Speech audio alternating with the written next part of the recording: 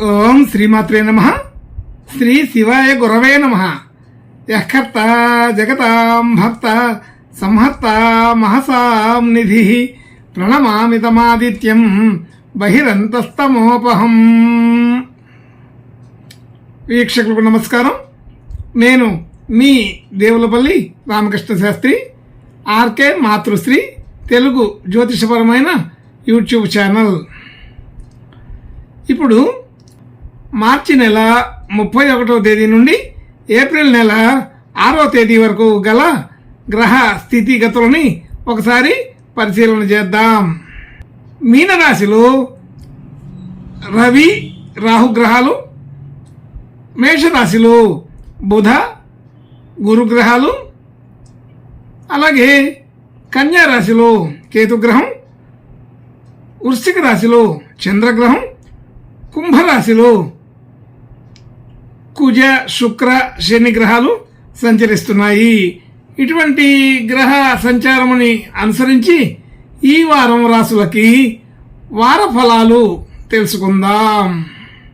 ఓం శ్రీమాత్రే నమః. ఇప్పుడు వృశ్చిక రాశి వారి గురించి తెలుసుకుందాం. వృశ్చిక రాశి వారికి ఈ వారం కొంత సాధారణమైన ఫలితాలే కనిపిస్తున్నాయి. సాధారణం అంటే ప్రత్యేకమైన విషయాలు ఉండకపోయినా వృద్ధికరమైన లక్షణాలు తక్కువగా ఉన్నాయని అర్థం. అయితే ఈ రాశి వారికి రాశిలోనే చంద్రగ్రహం ఉండడం, అలాగే 4వ స్థానంలో కుజ శుక్ర శని గ్రహాలు, 5వ స్థానంలో రవి రాహు గ్రహాలు, 6వ స్థానంలో బుధ గురు గ్రహాలు, అలాగే 11వ స్థానంలో కేతుగ్రహం సంచరిస్తున్నాయి. ఇటువంటి గ్రహ సంచారాన్ని అనుసరించి ఈ వారం ఈ వృశ్చిక రాశి వారికి కొంత సామాన్యమైన ఫలితాలే కనపడుతున్నాయి.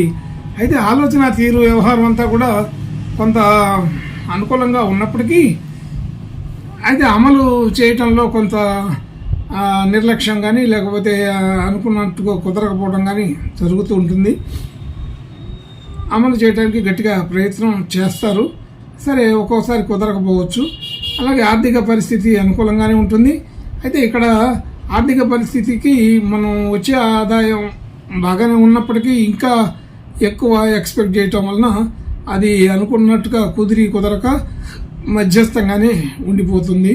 ఆర్థిక పరిస్థితి మెరుగు అవుతుందని కానీ అయినప్పటికీ కూడా ఇంకా ఏదో అసంతృప్తి కూడా ఈ ఆర్థిక విషయాల్లో ఉంటుంది. అలాంటివి లేకుండా చూసుకుంటే అనుకూలమైన పరిస్థితుల్ని చూడగలుగుతాం. అలాగే కుటుంబ సభ్యులు, బంధుమిత్రులు అందరితో కూడా అనుకూలత సఖ్యత ఉంటూనే అందులో కూడా చిన్న చిన్న మాట పట్టింపులు, మనస్పర్ధలు వచ్చే అవకాశం కూడా ఉంటుంది. అలాగే గృహ వాహన యోగాదులు అనుకూలపడే అవకాశం ఉంది. అదే వాహన విషయాల్లో రిపేర్లు కానీ లేకపోతే కొత్తగా వస్తువులు కొనుక్కోవడం కానీ జరుగుతుంది. గృహ విషయంలో కూడా ఆలోచనలు అనుకూలపడుతూ ఉంటాయి.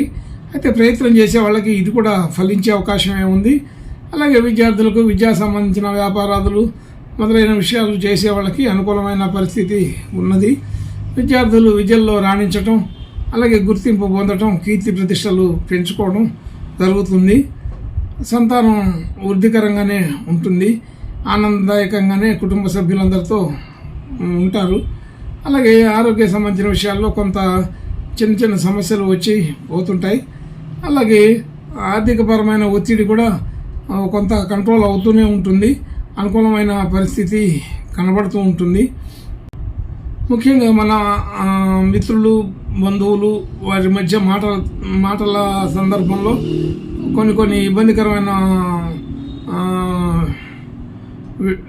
కొన్ని ఇబ్బందికరమైన వ్యాఖ్యలు చేయవలసి వస్తుంది.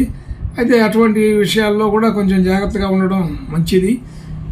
కుటుంబ సభ్యులు లేదా బంధుమిత్రులతో ఆర్గ్యుమెంట్ అనేది ఎక్కడో చోట జరుగుతూ ఉంటుంది. అది కొంచెం జాగ్రత్తగా ఆలోచన చేసి మాట్లాడుకోవాలి.